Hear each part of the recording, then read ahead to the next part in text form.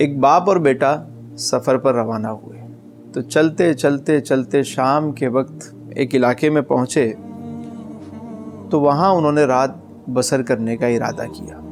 بیٹے کو بھیجا کہ وہ جو سامنے گھر نظر آ رہا ہے وہاں پتہ کرو کہ کیا ہم یہاں رات گزار سکتے ہیں۔ والد جو تھے ان کے وہ کاشتکار تھے، زمیندار تھے، زمین کو سمجھتے تھے، تو وہ جب انہوں نے اس زمین کو دیکھا تو حیران ہو گئے کہ یہ زمین تو بڑی زرخیز ہو سکتی ہے، لیکن یہ یہاں تو سارا سناٹا نظر آ رہا ہے، یہاں تو سارا ویرانہ نظر آ رہا ہے، یہ تو اس پہ کچھ کاشت ہی نہیں کیا گیا، یہ تو سونا اگلنے والی زمین ہے۔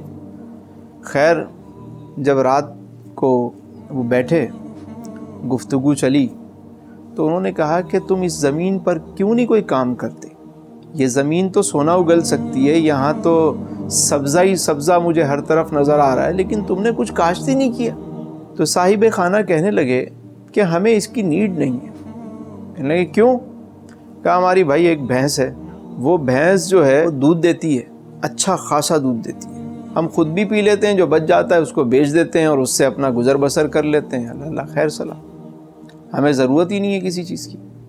اس شخص نے بہت قائل کرنے کی کوشش کی، لیکن وہ نہ گھائل ہوئے نہ قائل ہوئے، نہ اس بات کو انہوں نے سیریس لیا۔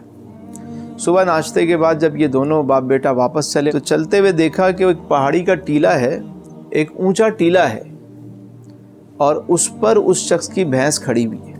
تو وہ سمجھ گئے کہ ارد گرد کوئی اور بھینس تو ہے نہیں، یہی بھینس اس کی ہے۔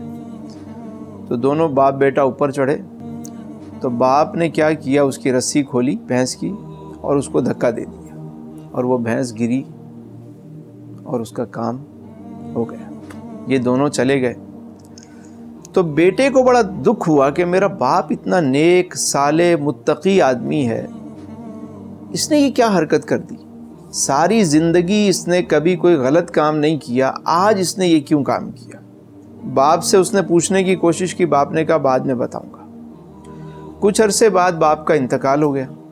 اس نوجوان کو بڑا دکھ تھا کہ میرا باپ نیک بھی تھا، متقی بھی تھا، عبادت گزار بھی تھا، لوگوں کے ساتھ معاملات بھی اس کے اچھے تھے، خیر کے کاموں میں بھی بڑھ چڑھ کر یہ حصہ لیتا تھا، اس کی ساری خوبیاں ہیں، مجھے بس ایک خامی ان میں نظر آئی کہ اس نے اس شخص کی بھینس مار دی تھی۔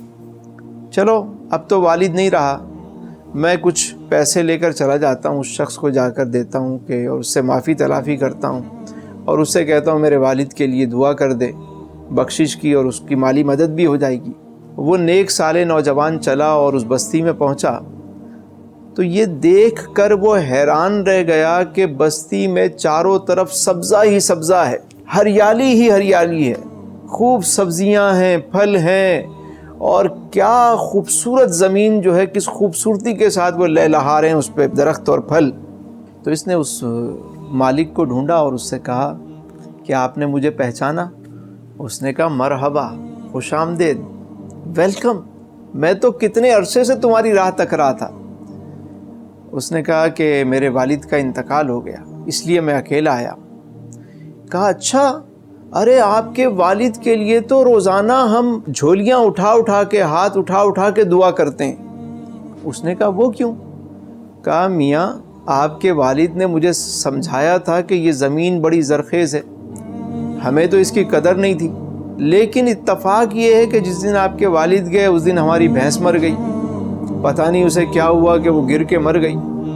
اس کے بعد ہمیں تمہارے والد کی بات یاد آئی کہ اس زمین پہ کام کرنا ہے، ہم نے کام شروع کیا اور دیکھتے ہی دیکھتے قدرت نے اس میں برکت ڈالنا شروع کی، برکت ہوتی چلی گئی، آج تم دیکھ رہے ہو ہم کتنے خوشحال ہو گئے، یہ سب تمہارے والد کی وجہ سے ہوا، ہم تو روز سب ان کے لیے دعا کرتے ہیں۔ تو اس نوجوان کو اپنے والد کی وہ حکمت اور دانائی اور والد کی وہ بات یاد آئی کہ جب تک ان کی بھینس رہے گی یہ ترقی نہیں کر پائیں گے۔ کبھی کبھی زندگی میں ایسا بھی ہوتا ہے ہمارے ساتھ کہ ہماری بھینس جو ہے وہ مر جاتی ہے، کیونکہ ہم اس بھینس کے ہوتے ہوئے کچھ کر نہیں پا رہے ہوتے۔ جب میں اپنے ارد گرد لوگوں کو دیکھتا ہوں تو مجھے بہت ساری بھینسیں نظر آتی ہیں جو وہ ساری زندگی پال رہے ہوتے ہیں اور کچھ اور کرنے کا سوچتے ہی نہیں ہیں، اور اچانک اگر کسی کی بھینس مر جائے تو یوں سمجھیں کہ اس کے لیے آگے بڑھنے کے کئی راستے نئے کھل جاتے ہیں، बस उठ बांध कमर क्या डरता है, फिर देख खुदा क्या करता है।